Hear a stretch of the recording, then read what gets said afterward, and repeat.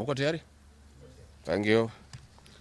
Dear Kenyans, you are all aware of the political developments in our country.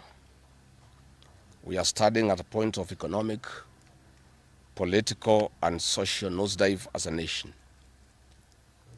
As a country, we, the people of Kenya, are being treated by William Ruto as less Kenyans at any given moment. Driven by the resolve for a better Kenya and patriotism, I've heard a call from the people of Kenya to speak into the matters that are of concern to them and all of us for our common good. On the 7th of July 2025, during the 35th anniversary of Sabasaba, Kenyans from all walks of life led by Gen Zs, and armed and peaceful, went to the streets. This is not the first demonstration that has happened in Kenya this year where lives have been lost and property destroyed.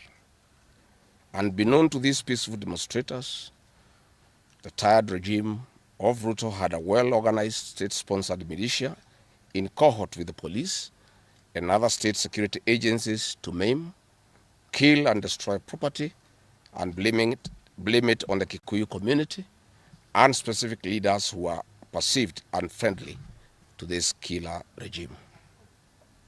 This targeted profiling of the Kikuyu community and destruction of their specific business is an economic sabotage not new to the narrative of William Ruto. On the 30th day, these state-sponsored militia, under instructions and guidance from the police, were dropped in different places in the country, and mostly in the Mount Kenya region and other regions not perceived friendly to the government. They were strategically dropped past midnight, and then roadblocks were placed by the police while others was dropped early in the morning. The militia were procured by Ruto, governors and MPs allied to him. These regions include Nairobi, Kiambu, Kajiado, Kisii, Nyeri, Murang'a, Kiambu, Kirinyaga, Meru, Nyandarua, Kajiado, Kitengela, Ongata-Rongai, Machakos, Embu, and in Wote.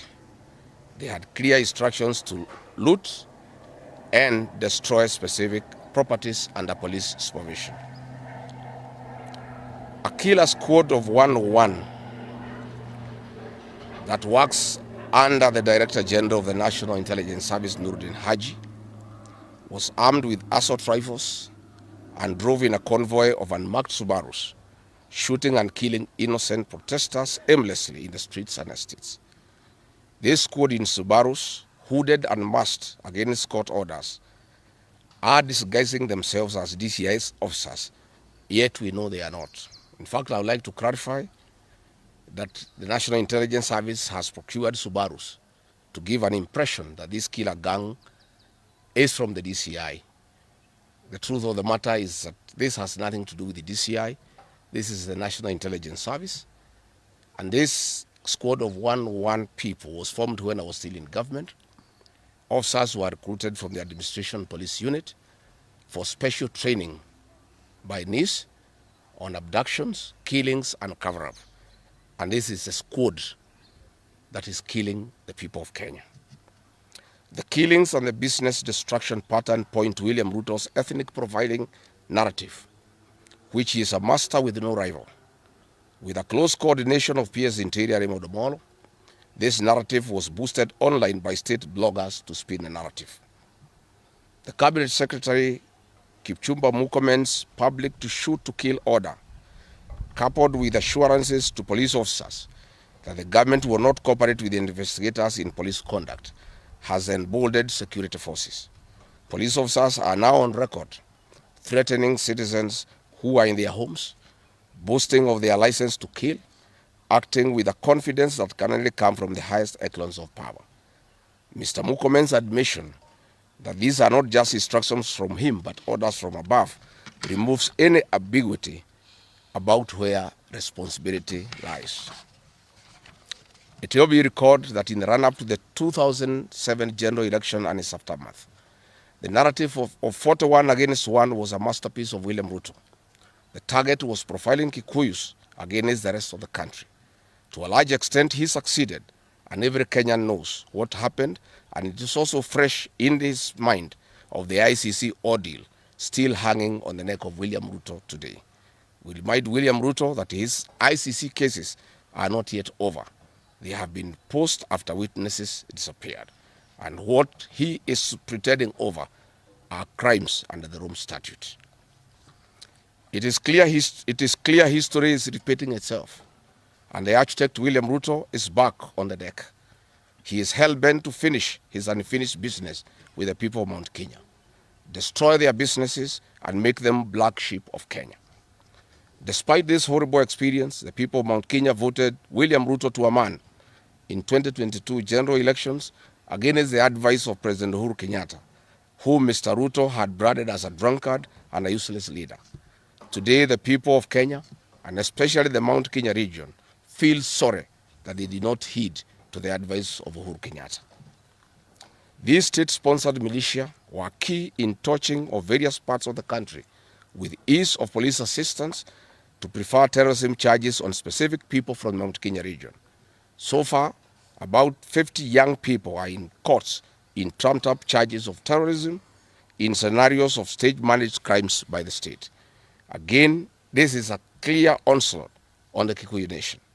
A case in point, when a police station in Mawego in Homa Bay County was torched, the suspects for that particular crime have been charged with arson. But when a police station is alleged to have been torched in Kiambu, suspects from the Kikuyu nation are charged with terrorism charges. This is serious ethnic profiling. Last night, in Juja and Kirinyaga, these state-sponsored militia invaded various businesses. Luckily, in Kirinyaga, after Wananchi went to Sagada police station and they refused to act, saying they had orders from above not to interfere, the people organized themselves and repulsed the militia. Mr. Ruto's ethnic profiling has led to the destruction of the foreign properties belonging to the people of Mount Kenya. Maguna supermarkets in Meru, Kahawa West and Muranga. Nice supermarkets, hotel and petrol station, and nice city in Mwea in Kirinyaga. County supermarkets in Kabati and Kirinyaga. Power Star supermarkets, Quick Mart supermarkets in Eastern Bypass, Shell and Totomin markets in Roiro, Chill Post Hotel in Gong, Boju Shop in Keserian, Homegrown Supermarket, among others, and the Family Bank in Kahawa and Roiro. Notably, in Meru, these state-sponsored militia tried to attack Meru Dairy Processing Plant and were repulsed by workers. In Nyeri, they further tried to attack Wakulima Dairy in Mukurweini, and the attack failed. We urge our businesses to heighten security surveillance on their business premises and production lines, especially the KTDA, coffee factories, milk processing factories, among others. We take note that in Meru, on Sunday, the 6th of July, at an event attended by CS Kipchumba Murkomen, the MP for Bori, Mugambi Rigathi, indicated that a supermarket would be attacked the following day. As sure as December 25 is Christmas, and true to his word, Maguna supermarket was torched by the state-sponsored militia, which the MP was private to. Why hasn't Mugambi Rigathi been arrested? How did he know that a supermarket would be attacked? This is selective justice. The evidence that these militias are state-sponsored is plain for all to see. Videos circulating widely show police officers not merely failing to intervene, but actively transporting armed groups who proceed to unleash destruction with apparent impunity. Uniformed officers have been seen standing guard as these groups rampage. They are in action and a stark contrast to strong statements being made by government. In Nyeri, journalists were attacked by these militias in the presence of the police. It is well documented. This is a clear indicator that Ruto is working with governors and MPs allied to him to destroy businesses owned by the Kikuyu, the Meru, and the Embu, and blame it on people who don't support his administration. This is a tactic that was used by the colonialists with the collaborators who searched earth policy and torched buildings and businesses and blamed it on the Mau Mau. This divide and rule tactic will not work, Mr. Ruto. We know that in Meru, they want to use this mayhem to blame Thika Linturi In Embu, they have already blamed Mkunji Gitonga. In Kitengela, Iron Gong, they want to target Senator Seki and MP Onesmus Ngogoyo. In Nyeri, they are trying to haunt Honorable Kagusha. And in Kirinyaga, they are targeting Senator Murango. We want to remind President Ruto that it is not the Kikuyus who want him out of office. It is the entire people of Kenya. Kenyans are suffering equally across the country. That is why Kenyans have said, if you, Mr. William Ruto, believe that it is the Kikuyus who want you out, then all Kenyans are Kikuyus. I want to thank the people of Kenya for standing out against this tribal profiling of the Kikuyu. The people of Kenya yesterday did wonderful by saying that the Kikuyus should not be profiled. This morning, I've seen Ruto quivering and wailing in uncontrollable anger. Mr. Ruto,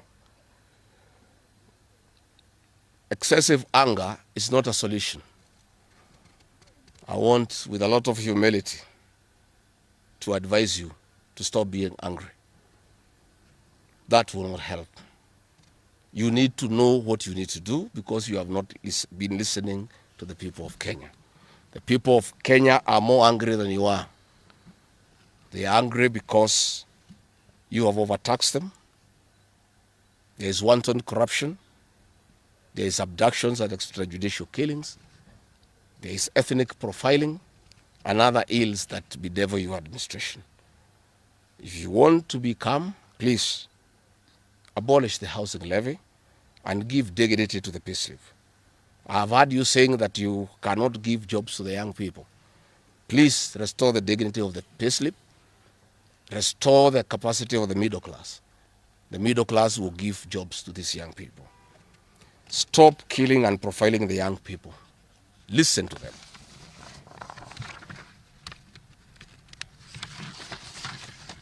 Stop abductions and extrajudicial killings.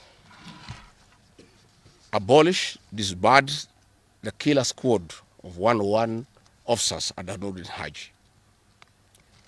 Give hustlers the jobs that you promised them. Mr. William Ruto, you are the one who promised. You cannot cry today that you have no solution, saying that other presidents have not been able to do it. You are the one who promised these young people. Stop police brutality. Stop abductions and illegal detentions. Get the hustlers from the bottom of the economic pyramid as you promised. Yes, Mr. President, we agree there were other presidents before you, as you have rightly stated. And true, they never went through what you are experiencing today. May it please you to know that the reason why Kenyans really had problems with them, Mwai Kibaki and Uhuru Kenyatta were guided by the Constitution and the rule of law. They did not capture our constitutional institutions to work for them, instead of working for Kenyans. They never killed children. They never attempted to build churches in State House. They never organized militias to destroy people's property and kill them. That is why you have a problem. And we also want to remind you that Mwai Kibaki had a difficult time from you, William Ruto. Videos are everywhere. You cannot say that Mwai Kibaki did not face resistance. It's on record that you gave hell to President Kenyatta for 5 years. So it is hypocritical for you to allege that Mwai Kibaki and Uhuru Kenyatta had a very easy time. Most of the problems Mwai Kibaki and Uhuru Kenyatta had came from yourself, and it's on record. We want to advise you that the one-term movement is not getting you out of power outside the Constitution. Mr. President, nobody wants to throw you. Nobody wants to overthrow your government. Nobody wants you out of power through unconstitutional means. Mr. President, I and the people we work with are on record. We want to remove you from State House through the ballot in 2027. This narrative you are creating that there is an attempt to overthrow your government is for you to have the opportunity to use the Terrorism Act to profile communities and to persecute leaders who are opposed to your administration. Please relax. We want you to serve your one term. Nobody wants you out of government unconstitutionally. Nobody has any plan to overthrow your administration, Mr. President.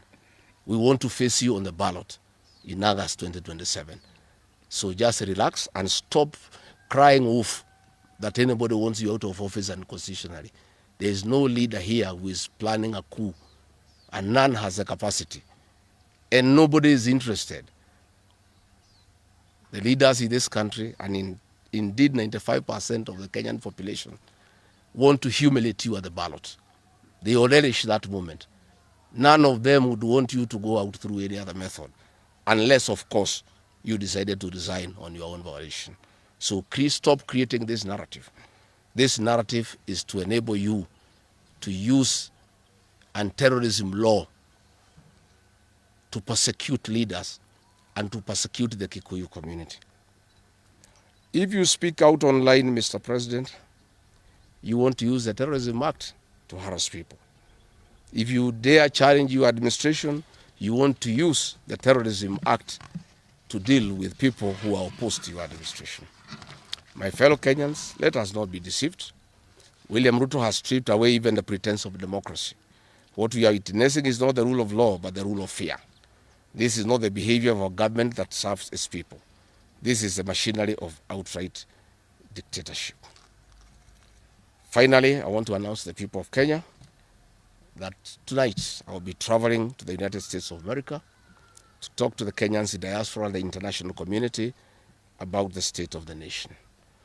I would have wanted to stay in the country at this very difficult time when our people are under siege, but I have engagements that I'm not able to postpone.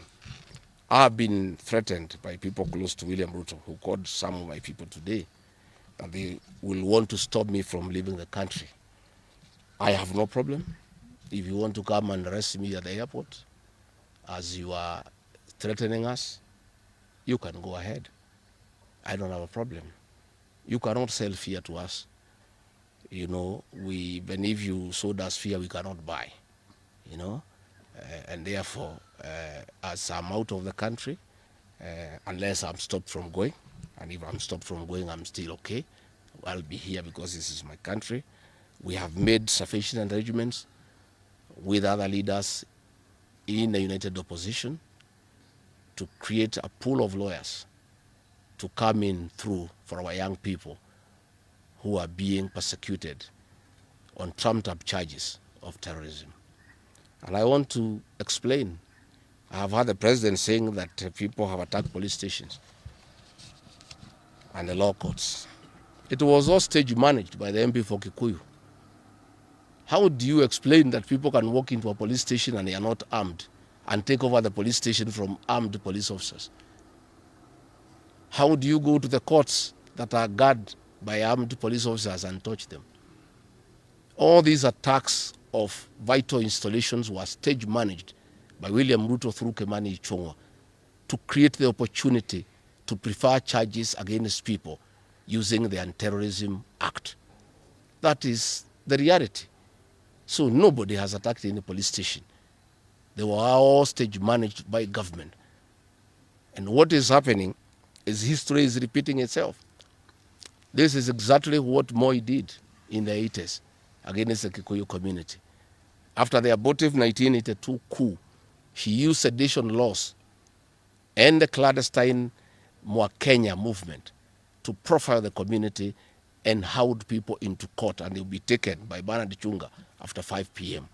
This is history repeating itself. I want to ask our people to be calm, to be cautious, and to be strong. I want to appeal to our young people, the Gen Zs. Looking at the scenario of what is happening and what William Ruto has planned, I want to ask my children, my sons and daughters, to consider applying the next onslaught against the President William Ruto by getting IDs and registering as voters so that they can deal with William Ruto on the ballot. Because I fear for them. Anytime they go out to the streets, they are killed like chicken. I would like to preserve to us these children. We would like to live with them. We would like to see them grow. And when we look at the desperation of William Ruto and the brutal force he is using against these children and the use of state militias to attack them, I'd like to plead with them to consider to join us, we in the opposition, by registering as voters. And in 2027, we'll be able to get rid of President William Ruto. William Ruto, finally, let me ask you a question. The Kikuyu nation, the Mount Kenya people, you call tribalists every day. These people you are waging war against, their businesses, are the same people who voted for you, even after what you did to them in 2007. They forgave you and considered you as a person they can elect as president. You have turned against the community. You are trying to mobilize other Kenyans to profile them and to fight them, but they have refused. These same people from Mount Kenya have the capacity to support somebody else. It must not be you. And they proved that they are not tribal by voting for you when you are Kalenjin. They can vote for a Kamba. They can vote for a Kisi. They can vote for a Luya. They can vote for a Maasai. That sense of entitlement that you are having to the Mount Kenya vote is misplaced. They voted for you, yes. You betrayed them. You turned against them. They don't have to vote for you again. Please stop persecuting them into submission. They will not submit to your brutality, to your vicious attack against them and their leaders. That I want to tell you for free today. I've listened to you talking with a lot of anger, calling them tribalists. They are not. How can they be tribalists when they voted for you and you are not one of them? But you don't have a sense of entitlement that they must vote for you. You know what you have done to them and why they have reacted the way they have. And I want to assure you, you cannot scare them into submission. Even if you jail them, they will not submit. These are seasoned descendants of the freedom fighters, and they cannot be intimidated. So let me encourage my leaders here as I go away to remain strong, to remain focused, and to speak for the people of Kenya. I am I have a lot of gratitude to the Honorable Stephen Kalonzo Musyoka and Eugene Wamalwa, who have been in court the whole of yesterday and today, standing strong and defending our young people who have been framed and charged with treason. For those two leaders, I want to give them the gratitude of my community and our leadership. They have come through for a community when it's under siege, and we are indeed very grateful. I want to ask our leaders here to be vigilant and to continue speaking out to the people of Kenya. Should the situation get out of hand and I need to cut my trip short and come back to join the other leaders in defending our people and speaking for them, I will gladly do so. Thank you very much. Good. That's comprehensive. I don't think iko maswali hata kidogo. Labda ile watu ya Kameme iko na